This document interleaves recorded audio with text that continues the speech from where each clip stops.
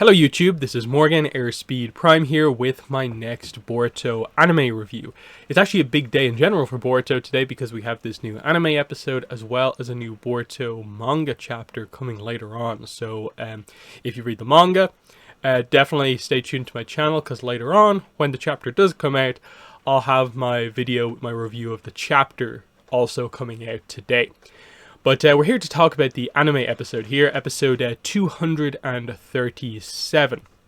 So, we finally got into a bit of action here in what felt like was maybe going to be the setup towards the finale. Instead, it was more of just what felt like maybe a middle of the arc action scene, so that sort of helps to, I suppose, set expectations for the episode, that like this was not going to be the big finale, you know, crazy action.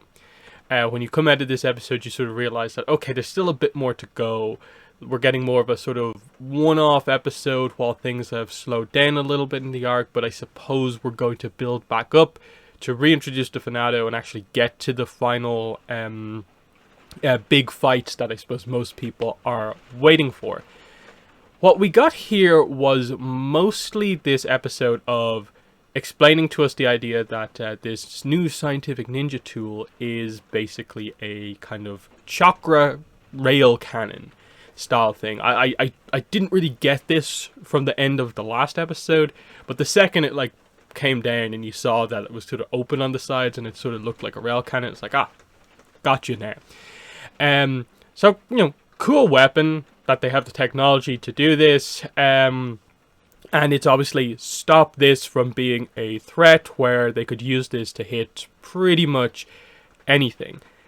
Unfortunately, I thought there was a few parts of this episode where with some of the way they presented some of this stuff in action, it didn't work so well. Like, obviously they weren't going to kill all the characters, so the first shot can't hit the thing that the villains are aiming at. Otherwise, like, half our main cast is dead. So it misses, it hits the water, and I think if you were to get across how powerful this weapon is, it should have made, I think, much more of like an explosion, an effect in the water. It missing didn't get that across. And it was such a big contrast to like the second shot, which effectively like destroyed the mobile base almost. At least cut the kind of building that the cannon was in nearly in half, and it got across the power a lot better. Similarly, a lot of the action here, because it wasn't endgame fight, it felt like they did everything possible to not have any of the characters use like the full extent of their ability. Barely anyone is using jutsu here. Barely any of the characters who have the special swords are using the sort of abilities of their swords. I thought it was probably one of the most frustrating fights I've ever watched in terms of like Kagura, you know that sword can do more than just act as just a normal sword. Like, it has an ability. Are you ever going to use it here? Like, you're fighting this guy who you're presenting as being quite strong. Why are you continuing to do things this way?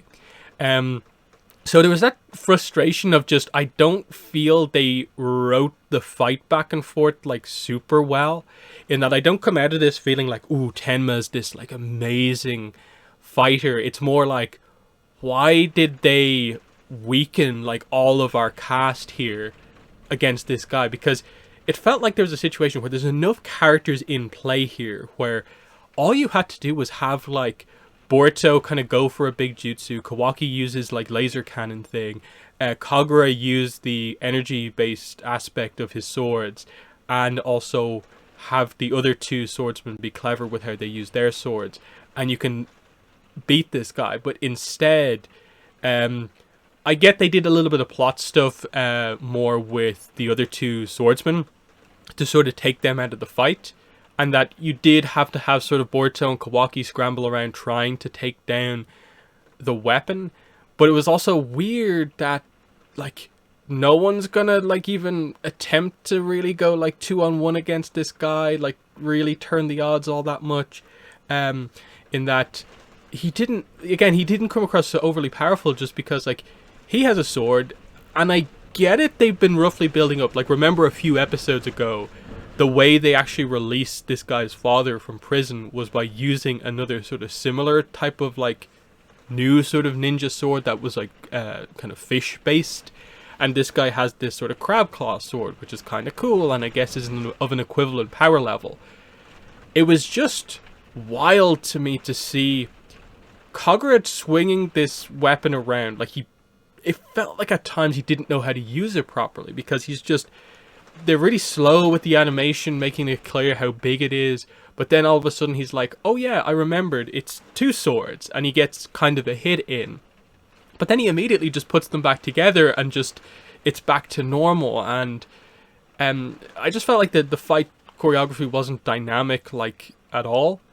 And I get it, we're going to build, I suppose, later in this arc to the final confrontation, where I guess we'll do Kagura against this guy again. And he will use the full extent of the sword's power and probably win. But you could have at least given us a little bit more on the dynamic here. Otherwise, like I said, the main plot point here was, what's her name? Hebichigo rushes in, gets hit, she's bleeding. It's revealed that the other ninja swordsman, Kyoho, I think his name is, basically freaks out, kind of has a, PTSD style moment of, like, we get a little bit of flashback of him looking at his hands covered in blood, and begins to just go on like a rampage. Initially attacking Tenma, but then just attacking anyone he sees sort of like running. So Kagura has to knock him out. We do get a moment where, like, he saves Bunten from being killed by Tenma, and that was probably one of my favorite character moments in the episode, in terms of he really gets across in this moment to Bunten that he cares for them as friends, and there's no other intention with regards to why he's brought them on this mission. They're sort of suspicious of him to a degree, of like, why are you helping us? But I think she begins to realize, because of like this, him saving her and what he says, his determination just to do what's right in this moment, that, oh, he is just confident in our rehabilitation. And so you get that moment at the end where the three of them have that sort of happy effect going on, and they're like, oh, our sentences are going to be reduced, the mission was a success. So we're getting there. By the tease of next week's episode, it looks like we're probably going to get the story, maybe not next episode, maybe the one after, maybe they will do it next week, of what the actual full backstory is with Kyoho. And I suppose it's just maybe like what made them go down the more villainous road in the first place, and maybe showing who they were before, why we should have faith in them to have this sort of character redemption. That could work, depending on how they go with it. But I will say the ending of this episode felt a little weird, in that they had the music on that they play at sort of the end of the arcs, and it really felt like, oh yeah, we're done here. Like, the arc is done. Let's celebrate. Let's have fun. It's like, but you didn't defeat the villain. The leader of the Fanato is out there. He escaped from prison. Just by dealing with this, you haven't dealt with the entire threat. But obviously the setup is that we're going to have, I suppose, a kind of bit of a mystery episode next week with a killer on the boat as we head back. And I suppose then we'll get back into the Fanato doing whatever they're doing. Because I still feel they do need to get into a little bit of like what the group's like ideology is, a little bit more into why they are doing what they are doing, just to give the ending a little bit more, rather than just action against like a pirate/bandit group. Beyond that, like I said, Boruto just sort of ran around the place trying to stop the cannon. He eventually does, but he uses a crane to do it. And again, it created a pretty cool kind of visual scene of the laser just, carving through the sides of the building, and it stops it from hitting the ship, of course.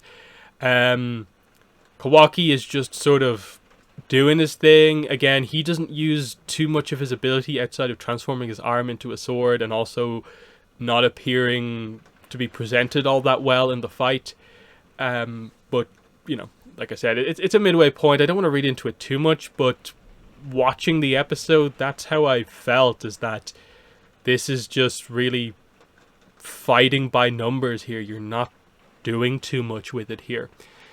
And the weird thing about it was that they actually had like one or two shots of what felt like pretty good animation, but they felt in pretty stark contrast to the entire rest of the fight, where all of a sudden Kagura's doing like this crazy flip move with his sword in his hand.